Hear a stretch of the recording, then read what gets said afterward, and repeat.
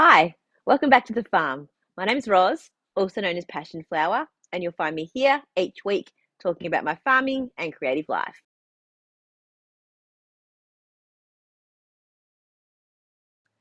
Not a lot of different, interesting farm activity to talk about this week. I did do a little bit of gardening. Things have started to get out of control again, weed wise. As soon as we get a little bit of rain and the sun continues, it just keeps growing. You can't complain about it when it's making the grass grow. When it creates mess in garden beds, then you've got to do a little bit of extra work, right? So I have a ramp that goes up to the front of my house, and the vines of the passion fruit and the other plants were starting to encroach into that ramp area rather than growing the other way. So I had to trim all that back, and I'm trying to now get train the vine a bit more to cover up. There's sort of like an area where the bins are, so I'm using the vine to kind of cover up that area, and it's starting to do pretty well. But I did have to trim back the other plant and then find the big long tendrils of the vine and pull it back through the middle bits of the railing so that it could like twist around and hold its shape. I also took to one of the rose bushes. It's a bush rose, but it had, and with like lots of little tiny flowers normally, and it has quite a few suckers on it now, and it just like grows these really big long pieces that kind of get up in the way. They don't even have like thorns or anything on them, and they don't grow the flowers. So I cut all that back so that it looked much neater and tidier, and hopefully we'll get one last flowering on it before the season finishes. And my other two rose bushes are looking quite good. And as we get into winter, I will then be doing a harsh prune on all three of them so that they can continue to grow really nicely throughout the rest of the year. Oh, also a little sheep update. So Evie is on heat at the moment, and I think I've talked about this before, that Vito was castrated but is still like got a slight little bit of testosterone through him, we think. And so these times a year get a little bit interesting with the sheep. So I've moved him into the area by himself, which I think he's reasonably pleased with mostly because he gets the bit that's got more grass in it, but then the other two have the bit with more hay. I put a hay bag in for him, and he's got his own water supply. Hopefully it doesn't last too long and I can put them all back in together because the rest of the year they're all fine. But just when she's on heat, they just don't play as well together as they should. Um, which is making me think that I should make this part of the fence a bit more permanent. It was a temporary solution and it keeps being reasonably rickety, and it needs to be, I keep looking at it, it needs to be, I think, some posts put in. It's just all star pickets at the moment with some mesh fencing. But I think it needs to have some posts put in with some rail, and then maybe keep the mesh fencing as well, just so that it's a little more secure, and I'll feel a little more comfortable with it because Vito headbutts things quite hard when he's in a mood, and the fences can get quite can get put under a bit of pressure.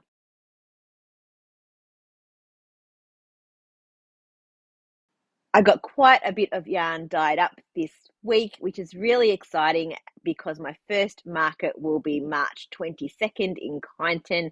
So that is next weekend. So I really hope that you can check that out and come along if you're in the area.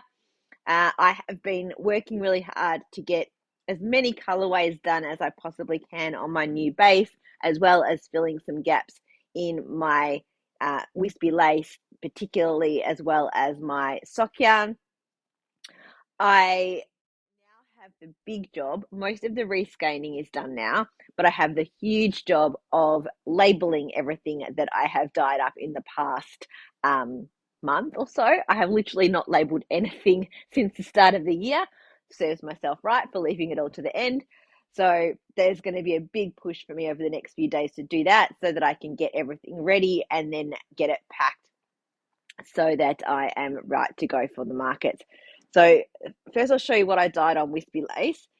Two very similar colors, but they are different. So I have smoke, which is a like light black, and I have mocha, which is, that's a bit better, which is brown. So I have both of those. They look almost the same on the camera, mocha and smoke. So I need to reskein these as well as label. But most of my dyeing has been on my new base, which is Aura, which is an 8-ply brushed merino. So I showed you a couple of weeks ago the Buttercup, very bright, and the Lichen that I had dyed up. And this is Mushroom, which is what my Evina cardigan is that I've been working on. So they're the ones that you've seen before. And I now have finished the rest of this color range that I'm really, really excited about. Now, I tweaked a couple of the names, but here are River, Moonlit, Fireside, Dawn, and Horizon. So I feel like I might put a photo here of all of them together because they're quite big, chunky skeins, so it's kind of hard to hold them all at once to show you. But I'm really happy with the selection of colors that I've come up with. They are a slightly different dye style for me. They're using less water than I have used previously, and these are all brand new colors specifically for this base. So there they are, all there. I don't think I will be dyeing these colorways up on any other bases at this stage, only because of the composition of the yarn and how it takes the dye is part of how I've been achieving these colorways, and I don't think that I'll end up with the same result if I try to do it on like a superwash sock yarn, for example. It would blur and muddy the colors a lot more than what I've been able to get where these are giving a lot of variation because different parts of the skein are taking up dye at different times.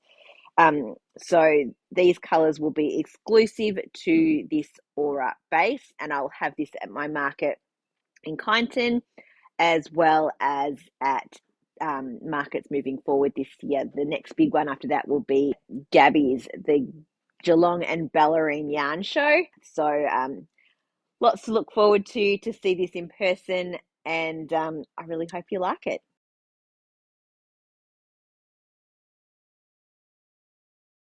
First to what I'm wearing this week. It's my finished object, which is my Evina cardigan that I've been working on for, I feel like only this year. So I'm actually really proud of myself to be in March and have like a full garment finished already because I am quite a slow knitter. I have not cut the ends yet, but they're all woven in. So I just need to do all of the trimming. It's been blocked.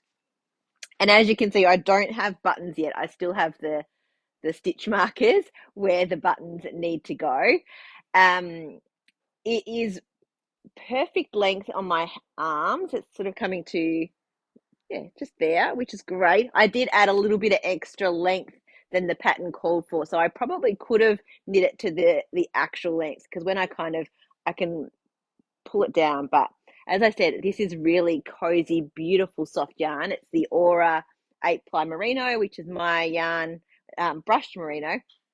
And this is in the mushroom colorway. I didn't alternate skeins except for on, and I can't even tell which sleeve. I think it was this sleeve, maybe? No, this sleeve. Just when I changed between two balls, I alternated for a little bit just to help merge the colors a little bit. But apart from that, I did not alternate at all. And it has the crochet panels around the body with knit rib and knit top raglan decreases, and then the arms were knit in a tube, and then it's a double knit button band. Last week I was talking about how I thought it was going to take me forever to do the double knit button band, and to be fair, it did take me quite a while, but I completely forgot that I had a 4-day weekend last weekend, and also the Grand Prix was on the TV. So on the day of qualifying and the day of the actual race, I sat and watched and did the button band. I think that was a really good use of time to do that. And so that was kind of guilt-free time really to sit and do that. And yeah, so I got that done actually quite quickly in the end.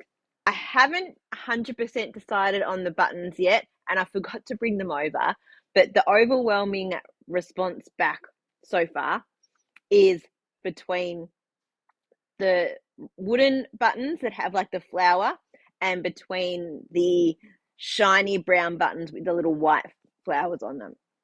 So I think what I need to do is lay the buttons out on the band and see what it looks like, and also just check them for like fitting through the hole. Although what I can do is if the hole's a little big, I can always just sew it up a little bit and make it a bit tighter.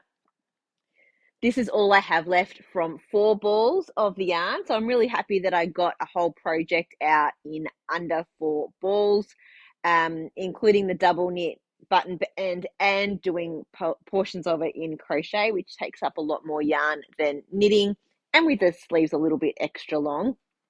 And I love how the yarn the stitches have settled now that I have blocked it. It was beautiful to knit with, and it's come out in a really lovely fabric. It is soft on the skin, but it's still quite a light garment overall, but it's for sure going to be nice and warm. So I'm looking forward to cooler days so I can wear it, because it's getting a little hot now. So I think I'm going to take it off, and we can do the rest of the crafting section without me about to melt away.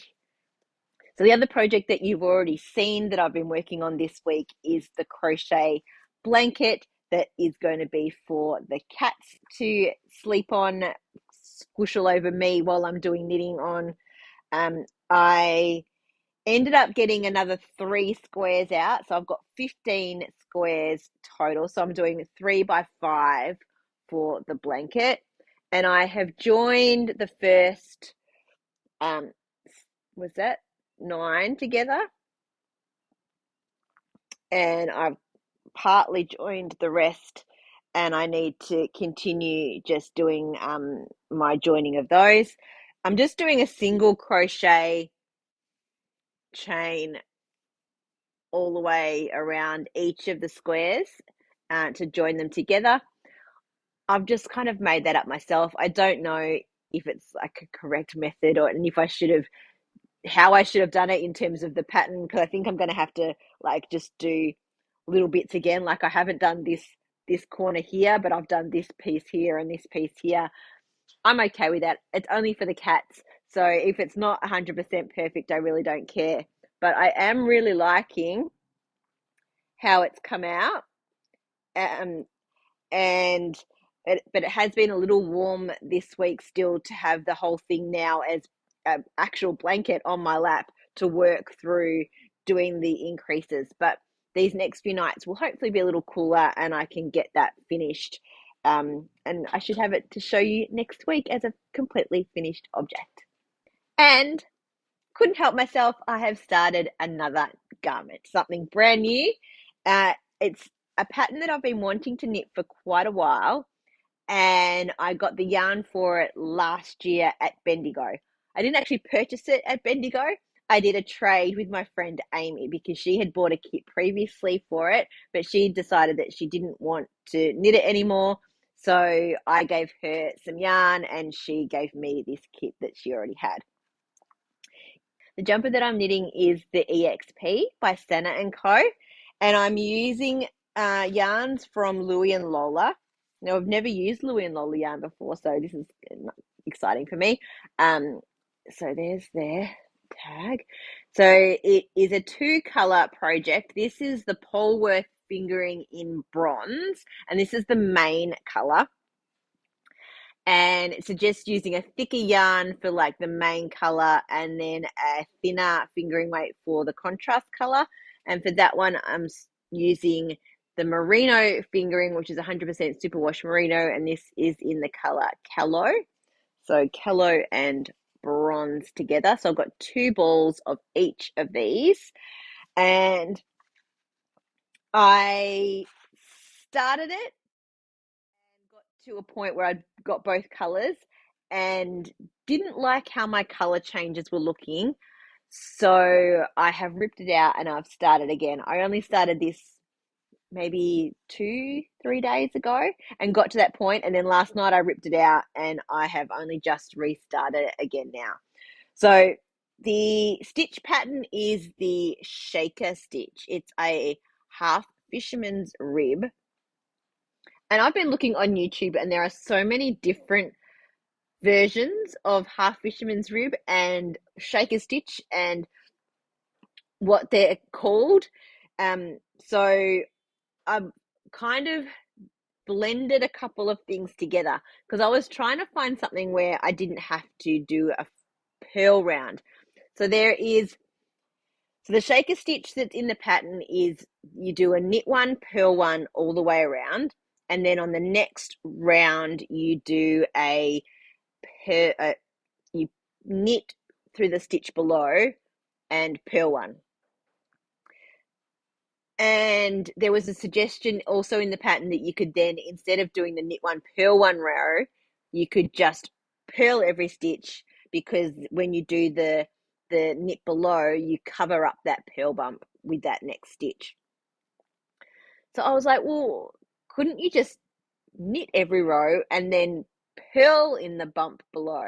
And I found, or in the stitch below, and I found a tutorial for shaker stitch that has that as the option. So you knit in the round, and then the next row you knit, and then you purl into the stitch below. And I was a little bit messy with that to begin with, and I made a few mistakes, so I'm happy that I ripped the whole thing back. But now, then I got to the point where I was introducing the second color, and you end up with sort of like ribs of the color on one side that are very clear, and then on the other side it's sort of like it's very subtle. You can see the color through, but it's mostly just this bronze color. And my color changes were really, really ugly, and it was making that subtle bit where the switch was happening look really awful. And the knit ribs on the other side were really tight. So I did a few rows of just experimenting with a few different ways to move the yarn back and forth and carry it, while continuing to do it in my knit one round, then knit, and then purl into the stitch below.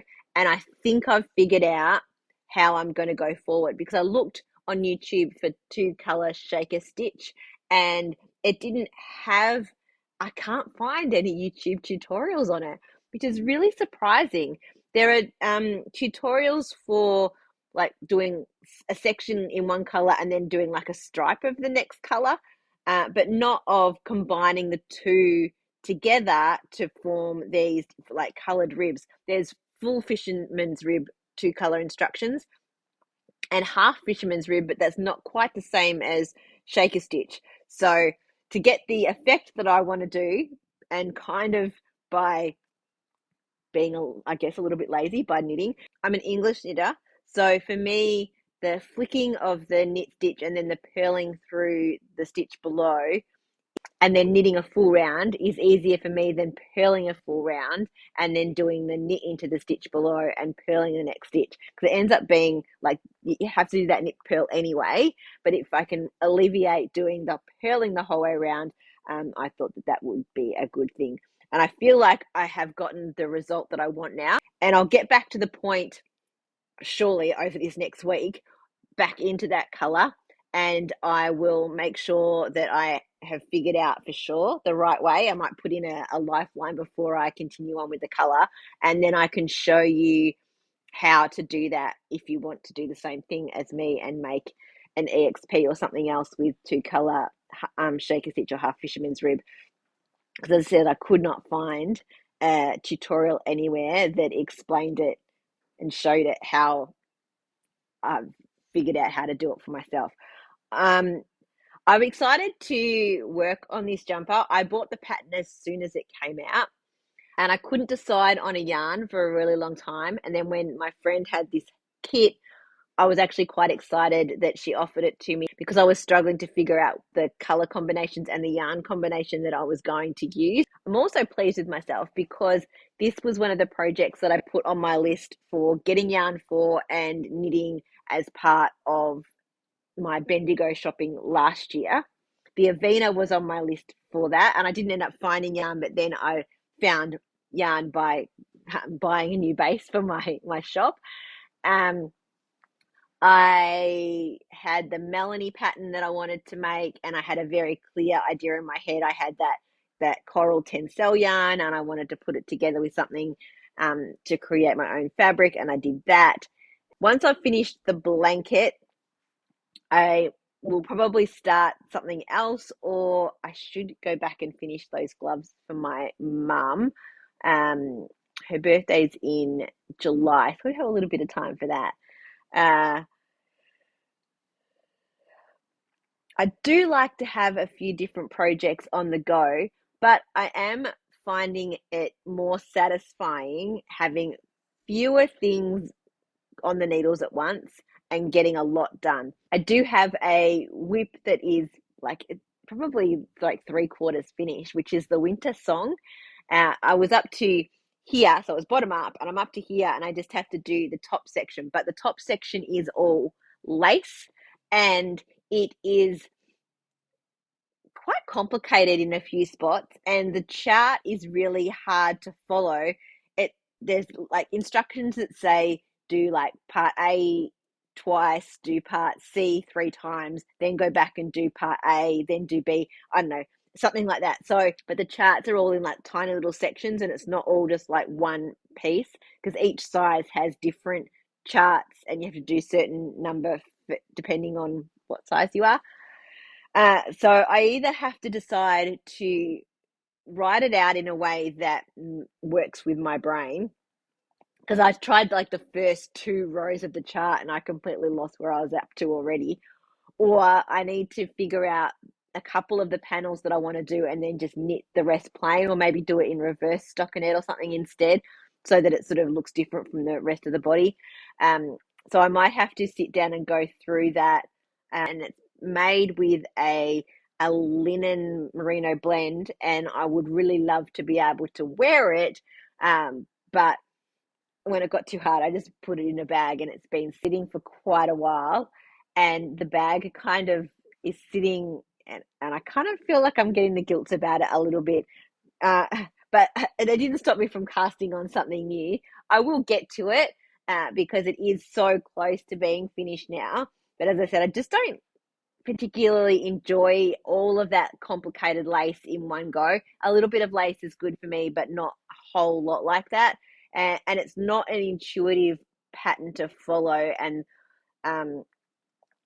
so I just struggle to put it down. And mostly my knitting ends up being relaxation.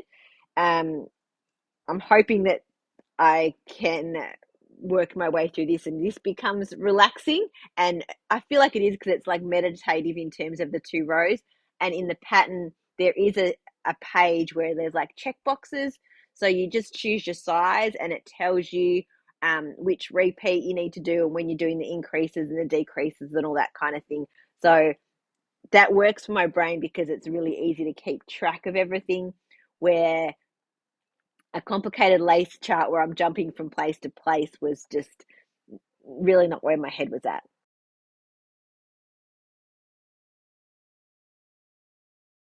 Well, that's it for another week. Thanks for spending some time with me. If you're enjoying these videos, please give me a thumbs up and subscribe to my channel. I look forward to seeing you next week on the farm. Bye.